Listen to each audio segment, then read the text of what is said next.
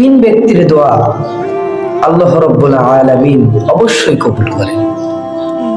তিন ব্যক্তির দোয়া আল্লাহ রাব্বুল আলামিন অবশ্যই কবুল করেন। এর মধ্যে এক নম্বর হলো নির্যাতিত ব্যক্তি, অর্থাৎ মাজলুম ব্যক্তি। পৃথিবীর মধ্যে যত রাষ্ট্রনায়ক অর্থাৎ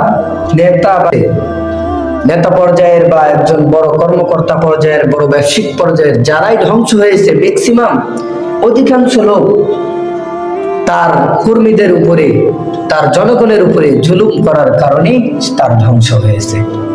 কারণ নবী সাল্লাল্লাহু আলাইহি ওয়াসাল্লাম হাদিস শরীফের মধ্যে বলেন, নির্যাতিত মাজলুম ব্যক্তির দোয়া আল্লাহ রাব্বুল আলামিন অবশ্যই কবুল করেন, এর মধ্যে কোনো সন্দেহ নেই।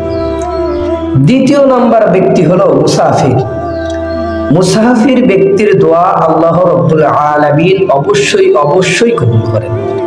মুসাফির ব্যক্তির দোয়া আল্লাহ রাব্বুল আলামিন অবশ্যই কবুল করেন। আর তৃতীয় নম্বর হলো ওই ব্যক্তি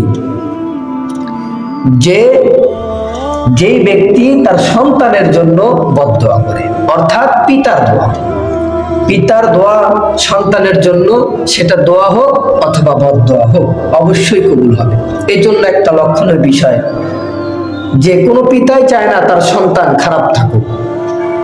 পৃথিবীতে এমন কোনো পিতা নেই আমার জানা মতে যে তার সন্তান খারাপ ভাবে থাকুক, অশান্তিতে থাকুক, এটা সে চায়। এই জন্য কখনো সন্তানের জন্য আমরা বদদোয়া করব না, কখনোই না। বিশেষ করে রমজান মাস সামনে, এই রমজান মাসের মধ্যে আমরা কেউ অবশ্যই আমাদের সন্তানকে বদদোয়া করব না।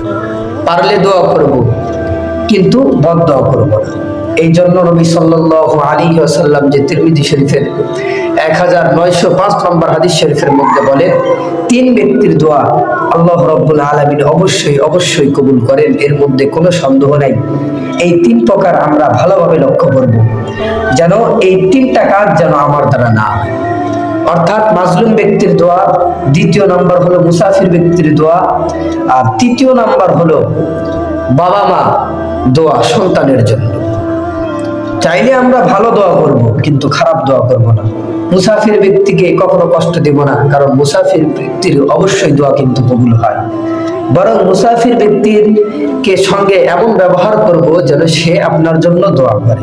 এবং বাবা মার জন্য কখনো এমন আমরা ব্যবহার করব না যে তিনারা আমাদের জন্য বদদোয়া করে, বরং এমন ব্যবহার করব যে তিনারা আমাদের জন্য দোয়া করে।